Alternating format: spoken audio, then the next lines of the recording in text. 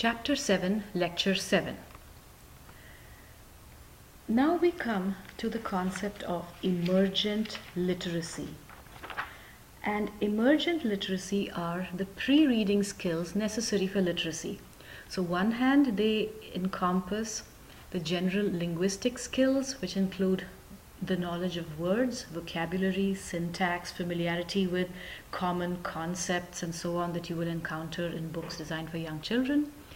And on the other hand, they also encompass specific phonological skills, that is the understanding of sounds as they relate to speech and as they relate to words on the page.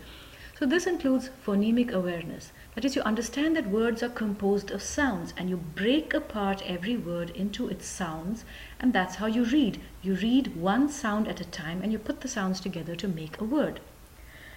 Emergent literacy develops obviously in a social interaction, so a social setting that emphasizes pre-literacy activities and reading to children will enhance emergent literacy and literacy in children. So reading to children is one of the most important developmental inputs to young children, because without literacy in today's society, you just are very severely handicapped. By the age of 3, children are active media users. That is, they pay attention to dialogue and narrative and they follow on. So while watching a lot of TV in the first few years of life can be associated with behavioral problems and delayed cognitive and social development, specific exposure to specific high-quality educational programs may help with some aspects of cognitive development, like they may have an improved vocabulary, but it has to be high-quality educational, age-appropriate media. Many children are in preschool, and going to preschool is an important step, particularly for children from more deprived backgrounds, because it gives them an opportunity for an enriched environment. There are two main types of preschools. One is more academic. These are more common in Asia, where in addition to play activities, children are asked to spend more time in drills and skills and routines that are necessary for future academics. A lot of practice. Then there are child-centered preschools, which are more common in the US and in Western Europe. These stress social and emotional growth. There is almost no emphasis really placed on academics, or very little emphasis, and in the most sort of indirect way possible. Children choose activities that interest them and they learn through those activities, and they interact individually with the teacher. The Montessori method was pioneered by the Dr. Maria Montessori. She was Italy's first woman doctor. She dedicated herself to finding ways to educate children who were considered uneducable by the standards of the day. She took children who had been given, who'd been written off by the system, and she developed play-based, child-centered, child-led methods of instruction. So Montessori methods are based on the belief that children's own natural intelligence and curiosity will lead them to learning. So every child works independently at their own pace on activities that interest them, and they explore them fully to the extent that they want. So children are grouped in multi-age classrooms where the older ones serve as role models to guide the younger ones, and children spend their time pursuing activities that have a learning goal and a learning component, but the ones that interest them. The Reggio Emilia method was also developed in Italy after World War II, when educators were looking to rebuild a crumbling post-World War II society and to improve the lives of members of society by encouraging non-violent dialogues and debate, and to bring children up to value those goals. The Reggio Emilia method is even less formal and structured than the Montessori method. It's much more child-led. Teachers support whatever children want to explore and learn, and there's very little or comparatively little definition to the curriculum. Teachers ask questions to find a child's ideas and then create a flexible plan for them to explore those ideas.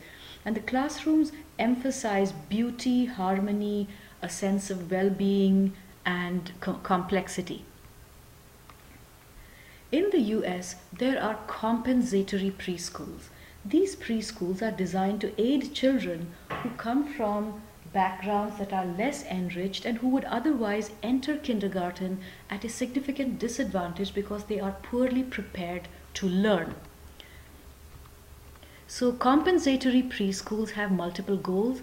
They improve physical health of children by offering nutritional food and active play. They improve cognitive skills by pre-learning and learning related activities. They improve the self-confidence of children by building up their sense of what they can do.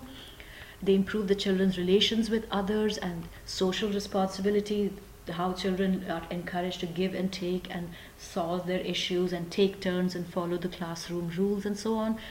These overall improve the sense of dignity and self-worth of the child and the family. There are long-term benefits for preschools of this kind.